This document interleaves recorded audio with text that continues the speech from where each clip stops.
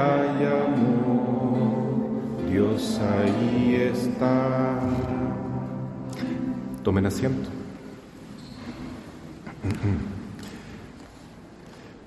Queridos hermanos, el Evangelio que hoy hemos escuchado nos habla del perdón.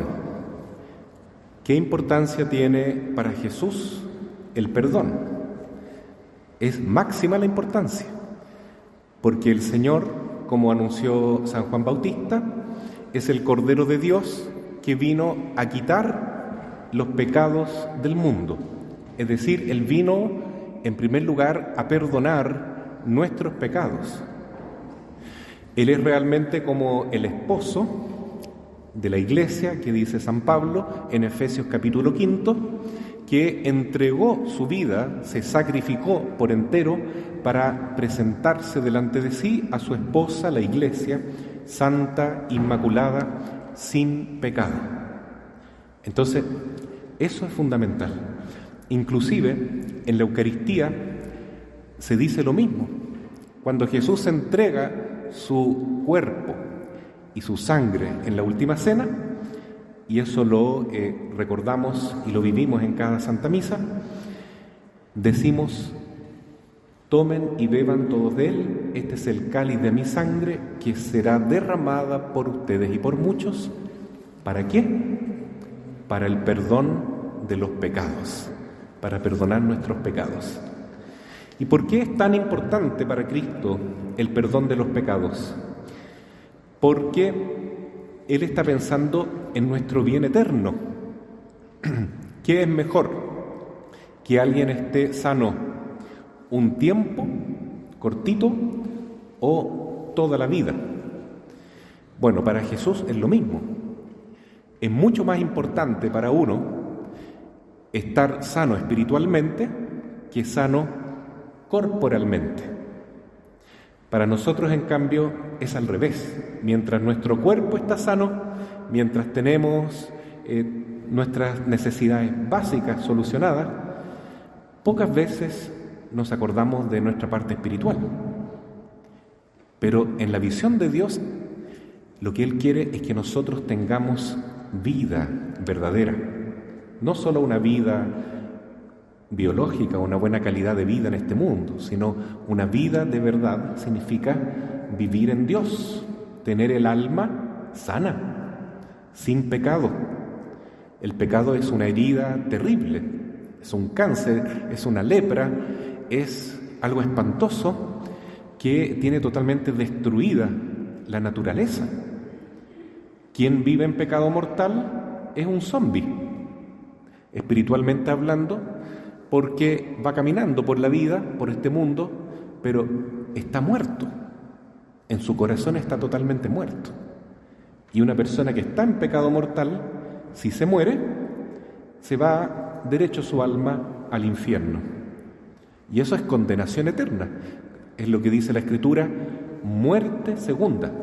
Es la muerte peor de todas, porque de esa muerte ya no se sale más. El que está condenado, el que está en el infierno, nunca más saldrá de ahí. Es eterna esa muerte, ese castigo. Por eso entonces, cuando la Santísima Virgen se aparece en Fátima, ¿qué es lo que le dice a los pastorcitos, a los niñitos? Recen mucho. Primeramente, para reparar el Sagrado Corazón de Jesús, que sufre mucho por nuestra indiferencia, ¿no? Cómo nos ama el Señor y nosotros somos tan fríos con Él. También para consolar el corazón inmaculado de María, que también sufre por nosotros. ¿Pero por qué sufre la Madre?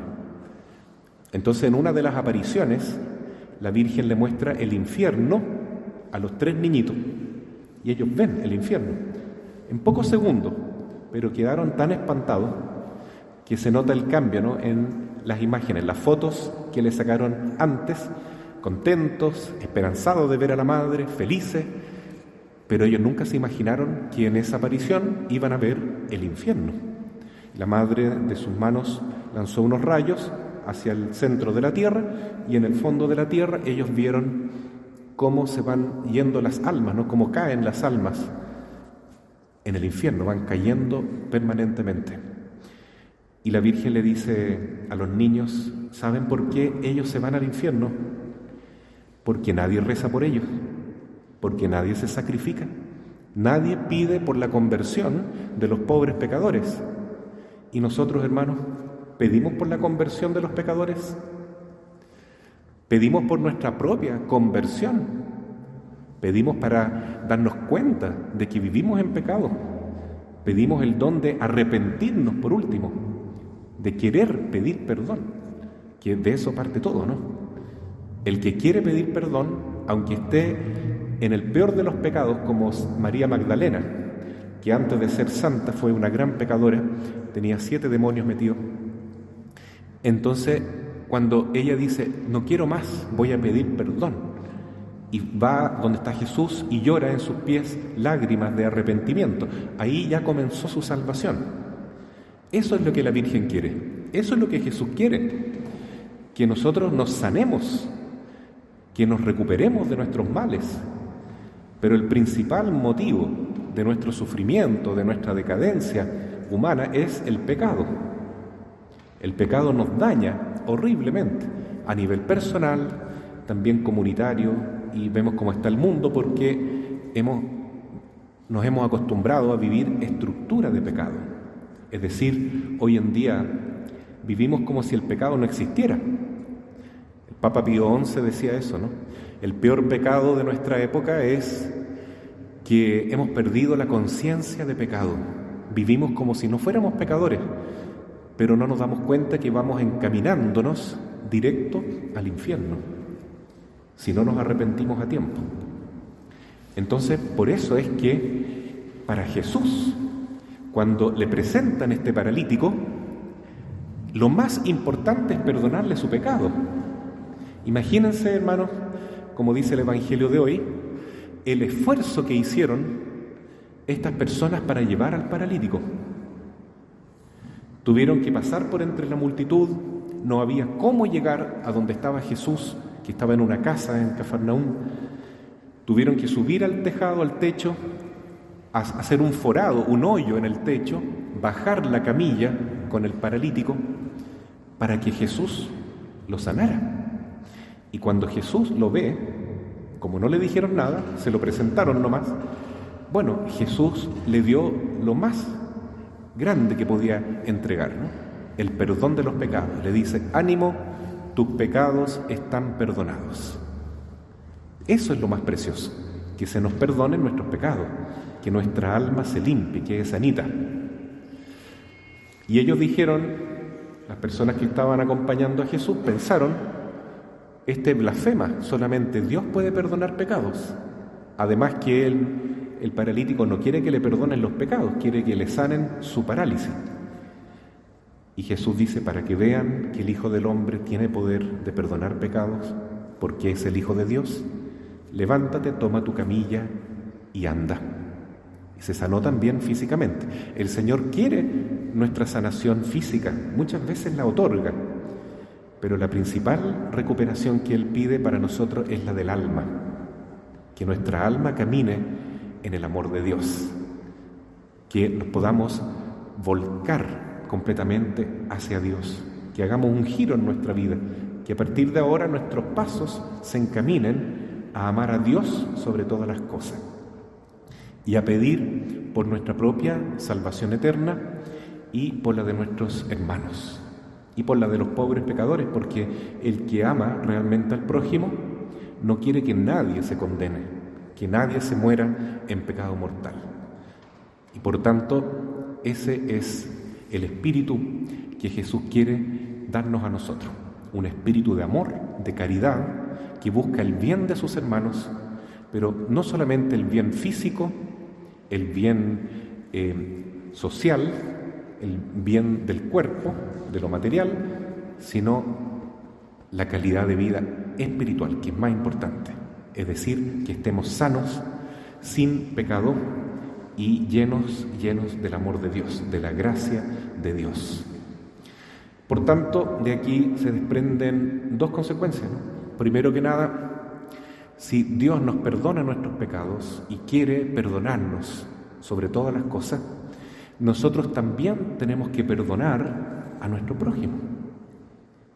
es fundamental. Si pretendemos que Dios nos sane realmente, nos dé la vida, nos dé la salvación, bueno, Él nos va a dar la gracia. Pero como se dice en el Padre Nuestro, perdona nuestras ofensas, como también nosotros perdonamos a los que nos ofenden. Para recibir la gracia de Dios, la bendición del Señor, principalmente el perdón, entonces también nosotros debemos perdonar y buscar que muchos hermanos ojalá se encuentren con el Señor y puedan ser perdonados.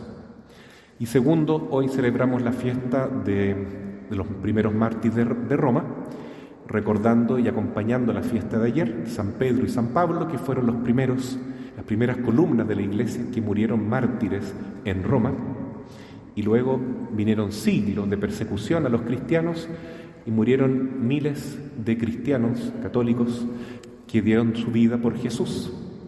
Entonces, si Jesús entregó su vida en la cruz para perdonar nuestros pecados, también nosotros seremos probados de la misma manera. ¿Qué hacían los mártires? La palabra mártir significa testigo. ¿Por qué ellos daban testimonio de Cristo? Porque cuando estaban delante de sus verdugos, siempre decían: viva Jesús, hermano, yo te perdono por lo que tú vas a hacer. Y perdonaban a sus verdugos, porque tal como Jesús lo hizo: perdónales, Padre, no saben lo que hacen.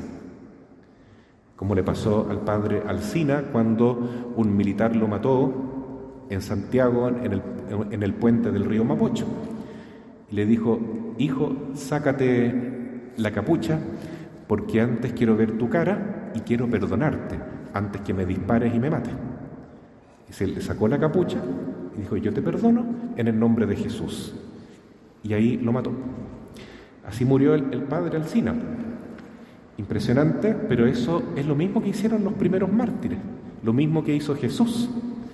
Entonces, si nosotros estamos sanos espiritualmente, tenemos el amor de Cristo, seremos capaces de perdonar siempre.